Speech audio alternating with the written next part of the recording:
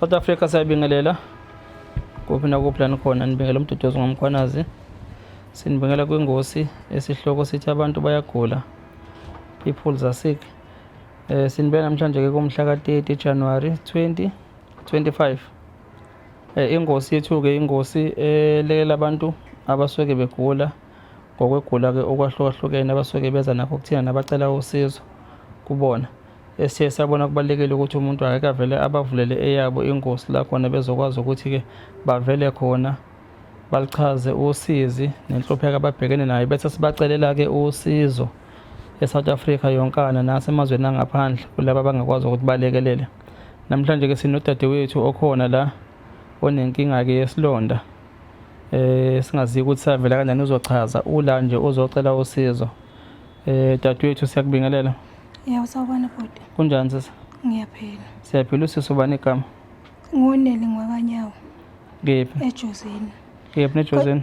Phesheya kwe-bridge ngasemsiyane. Okay ma. Kodwa ngikhulele Olundi esigodini sasefabeni kaCeza. Yebo. Yebo. So nginenkinga. Ngiyabingelela kubabukela emakhaya. Nginenkinga lana from 2018 December. Zazo 28.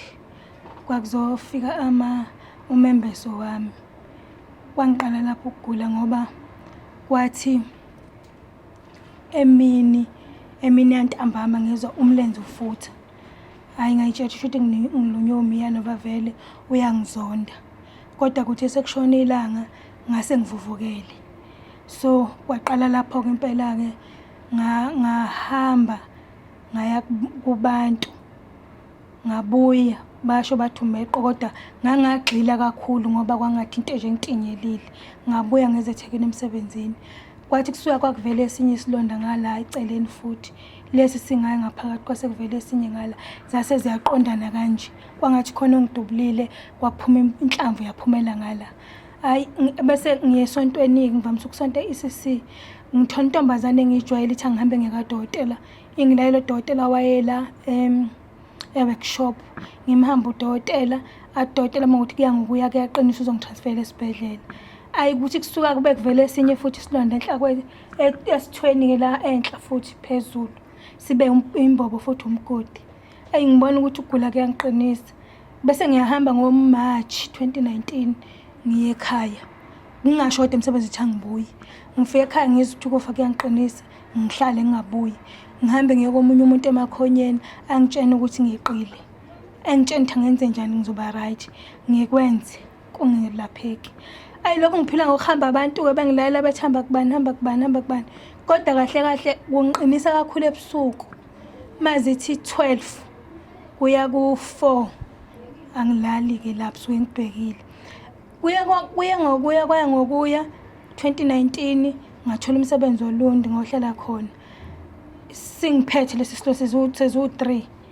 Ngahamba ngagula ngavuvuka lo mlenze wona logulayo. Ukhoza ngitransfera kaCeza. Wathi cela ngikaCeza ngayinkonjeni. Bafike bangithinta ukuvuvukala kaCeza nga right. Isilonda kodwa singaphola. Banginika incwadi bathi ngihambe ngesibhedlela. Ekliniki la ngakithi, special sibhedlela kaCeza. Ngasihambela futhi. Ayi ngabona siqhubeka. And uma sithule ngiyayizwa lento le ehambayo kanje ingiluma imsipha.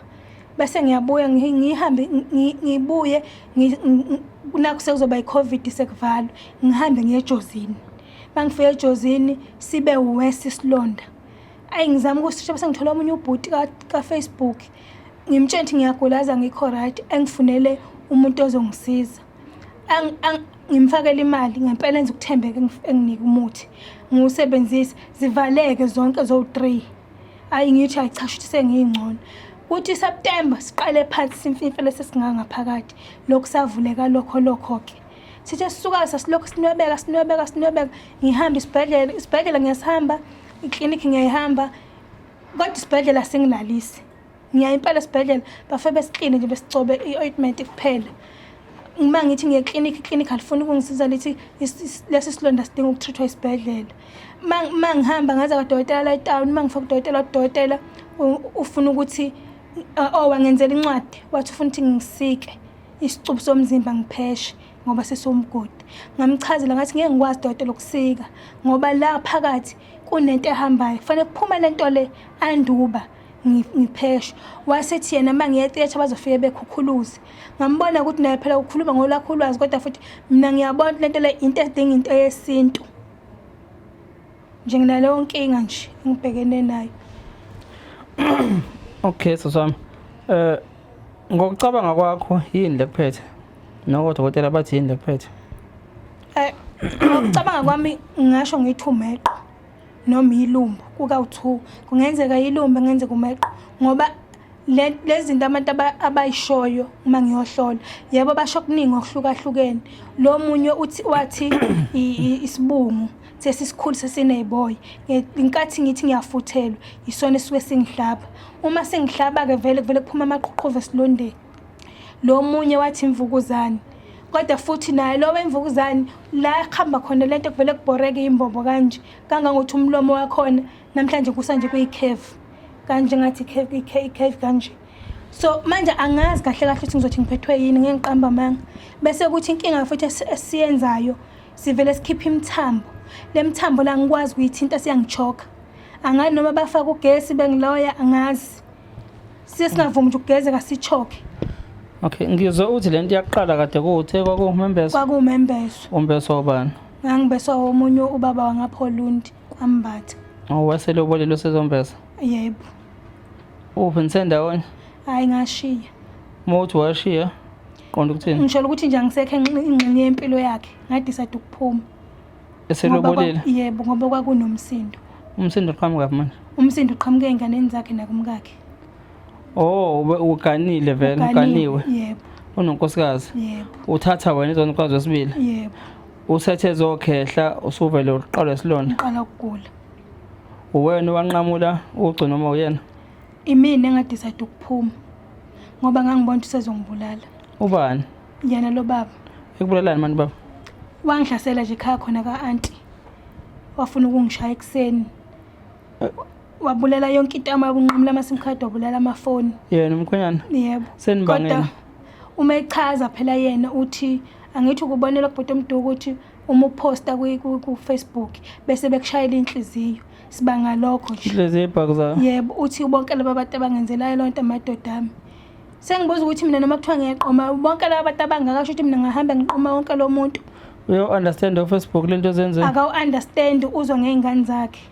Ngabuka ukuthi mina ngeke ngikwazi ukuphila lento la kusiyeka impilo engiyifunayo le. Khona ngoma maskandi lethi ubani uthwasele khansela mbana uthi le inhliziyo ebhakuzayo ibulawe. Khona ngoma ngaza ngale ngisho ngoma njengale utheni? Hayi bulawe, hayi bula. Ingoma enjalo nje angazi culo bani kodwa noma ngiyangathekisa ukuthi ma uthwasele khansela ngazi ba nansi ngempela inhliziyo iqhatha abantu. Manje nje ngadecide ukuphuma ke mina ke. Ngoba impilo yami kahle kahle ibalekile kunokuthi ngidele impilo yami ngenxa yomuntu. Inkomo zakho ayibuyisele emuva? Angaze ngiyibuyisele emuva. Indawo manje. Uyena phela kumele ehambe ekhaya yolanda inkomo. Uyabaza abanike inkomo. Mina akaze nginike inkomo zakhe. Kodwa wena vele umkhombisa angisho kabi. Ngisho ukuthi wathi selobolile ngenxa yokuthi isimo sami ngiyasazi. Ngathi ngingenelele ekutheni ngicela ukuthi imali yobekwe ebhenki sibe bawu3 ingabikho ozoyikhipha. Engekho omunye wabo wanqaba yena. Wathi uzoyibeka yena imali angene emalini. Ngathi ngithi ngiyakhuluma naye wangitshena kwayena ke mkhonyana wathi kahle kahle emalini awungene endawo. Ngathi hayi ngoba ngithanda ukukhuluma ngisho isimo engisaziyo ngoba naqala ulotshela udadewethu imali yanyamalala. Sekuzoba yini futhi kuphinde sona leso. Mina njengoba ngisenambazalo kufanele vele le mali le ngizogcina ngiqoqa ngayo isigcina. Kwangathi ngoba ngihlaza ke kanti ngangenzi bona ubuhlaza ngangibeka iphuze engilibonayo elizongixaka futhi ekugcineni. Okushuthi manje wayesethi yena phuma ke ndebenza amalobolo ngathi kulungile ngiyaphuma makukhona inkinga evela ungayifuni kumina inkomo wathi ngeke ayifune kumina. Ngizama nje ukubheka ukuthi nje uzogula njengamanje ube khona nikwi-support noma mhlambe senivele ukugula kuqinisa nje akasekho. Wayekhona kodwa kuhambe kahamba wangivezela nje ikhanda lakhe nje wabahlaza nje mangithi ngiyakumuntu engitshena ukuthi ngiyemadodeni ami ayi ngavela ngabuka ukuthi ngeke ngikwazi ukumelana naye ngoba ngineyinkinga eziningi ngiyagula ngaqhala impela nje eduze kwakhe kodwa ke kushuthi ke wasehamba nesohlala eGoliki full time wangabuye emakhaya. Mina noma ngibuyele emakhaya vele akekho. Kuthe mase kusuka lapho kulokhu ke kwashona anti ngoAugust kanti yena usemakhaya. Ngihamba ngongcwabo anti mina. Weze nje weze ekhaya wacela ukukhuluma nami. Ngakhuluma nje naye futhi kwasho nje vela inhliziyo yanginayo ngifelwe ngine stress sami nje. Usabingelelana kwaphela kanjalo. Wathi sezohamba uthumela ukuthi cela bengibize. Ngathi ngicela nimtshene ukuthi ngeke ngikwazi ukukhuluma naye ngikho right.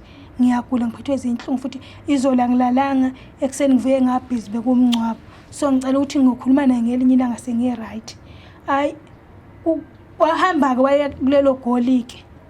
Wabuya ngoba debuye nje. Mina ubuya ngilavela sisafonelana yeke fonela omunye asixhumani futhi nento yanzi ngamfoneli amafoni wawashisa phambi kwamaqhuma ama sim card wawanqamula ngizomfonelelana uzongifonela kuphi yena.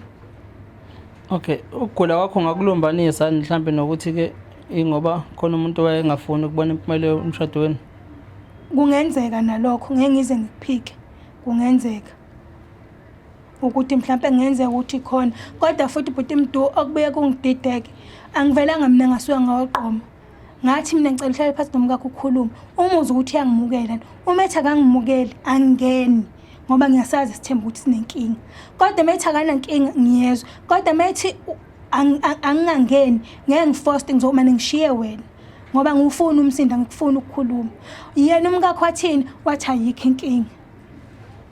Uneshoya lokho uthoshela nkosikazi noma uzwa ngayo phela lo wayihambile lo report owumama owacela ukuthi aka report wathi ayikho inkinga angangena kanti ngaphakathi akavumi uvuma nje umlomo uma esembuza lo omunye emxoxela ukuthi ngivumile kodwa benginqina ukususa umsindo usethi lona uvumelene ngoba wena bekumele into mangayifuni uthi akayifuni kumele khulule lengane ingeningi inkani.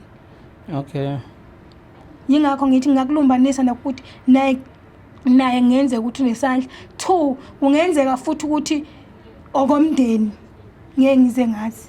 Okay, sinjani lesilonto ngasiveza? Ngasiveza sikhulu nje kakhulu so angisivaleleke. Okay, South Africa abantu ningathuki nganza kwethu siveza ngoba nakho sesinje udinga usizo. Ovela ithambo phela manje. Yeah. Ithambo lelivela sasa. Unyawo liyabeka nje phansi. Liyahamba unyawo futhi benza yonke into kodwa nje liyavuvukala ke. Liyavuvukala.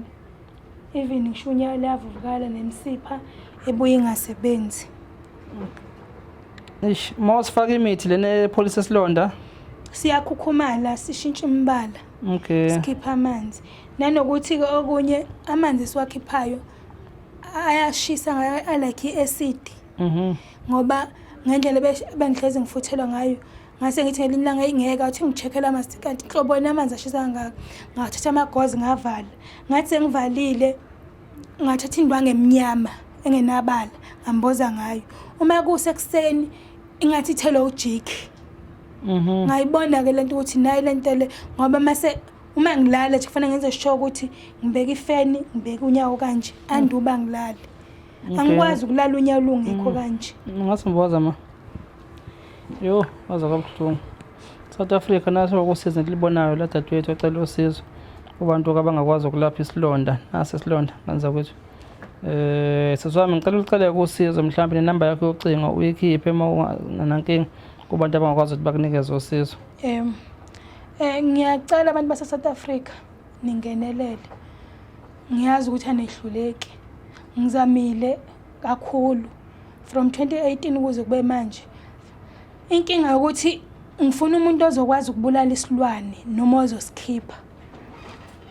Kukabili ozokwazi ukusibulala noma ozokwazi ukusikhipha ngoba ngeke siphole isilwane singafile. Ilokho nje ngicela abantu base South Africa ukuthi okwazi ukulapha ilumbo lemvukuzane noma ilumbo lesibungu. Kodwa abantu abashilo bathe umuntu ongaze engisize ngathola umuntu angaphandle koMozambique. So akulula ukuthi ngivele ngisuke ngiyoka koMozambique ngazi umuntu. Kodwa nje ngiyacela ngoba kuthiwa umuthi engiweqile umuntu wangaphandle. Ngiyacela abantu base South Africa ukuthi ningisize. Uma ningakwazi. Inamba ocinga bangakuthola lapha bangakwazi. 076 but 20. ishiye uma ngabe u-willing ungayishiyi ngoba mhlawumbe uzwa mina because bekhona ney'gebengu la ngaphandle. Ngizoyishiya bhuti umuntu ngifuna usizo sengigula kakhulu. Okay, ungayisho ma. 076 26 37 024. Phinde. Ngisacela kube umuntu ozongisiza bandla hayi igebengu. Iphinde ma. 076 26 ma ungasheshisi ma isho. 076 076 26 26 37 37 024. 024. Okay, South Africa iyona ke number kasisi leyo acela usizo ngenkinga yesilonda lesimelile la. Kukhona usafuna ukusho mhlawumbe before sivale sesi. Akukho kakhulu kodwa nje bengicela impela usizo ngathi ngaze ngithola ngoba umsebenzi engiwenza umsebenzi wasemakhishini ngiyama. Nakho lokho kuyaba umthelela ukuthi sigcine singalapheki isilonda. Kodwa futhi ngeke ngikwazi ukuhlala ngingasebenzi ngoba imali ngiyayidinga fanele ngiyilaphise. Unazi ingane? Anginayo ingane nganginayo yashona. Nxa sorry ma. Ngifuna ukubheka lokho ukuthi njengoba uphila nje manje ufuna ukusupport uyasebenza ngeke ukwazi ukuhlala phansi phela shothi nozokulapha azokuthi umuntu okwazi ukuthi kufanele usebenze ulaludlela because mhlawumbe nawe uzodinga ukuthi ngiyatoha ngiyasebenza kodwa as a domestic worker. Okay. No siyabonga sisi. Ngiyabonga bhuti. South Africa naloko usizo lika mama Elibeka dadewethu lana sibona isilonda simphethe. Kanza kwethu. Noma ke sikholo nje nezingafani. But nje ukubonga nje uNkulunkulu uma ngabe uphila. Khona ingoma ethi mbonge phefumulo wami senethuba ngoba awulazi kusasa lenjani. Kunabantu bayagula la ngaphandle bayagula usisi nomuzi nje bayiphile le right waqala ukuthi uyezokwembesa kwenza nje imncinza uyabona ukuthi shuthi into yamngenele kade ephila nothi ukuthi uzalwe nayo. So ukubonga nje uNkulunkulu ukuthi uyaphila kubalekile ngane zakwethu kubalekile ngoba njengoba ngisho ukuthi kusasa laziyo kunabantu abangasazi ngisho ukuvua ngisho embhedeni njengamanje. Ilokho ke ngane zakwethu esinithwele khona namhlanje la kwingosi yethu ethi abantu bayagula, people are sick. Siyacela ke ungaba nosizo bavele ngane zakwethu balekelele usisi asithole usizo lokuthi kulapheke isilonda sakhe. Siyabonga. Nisale kahle emakhaya.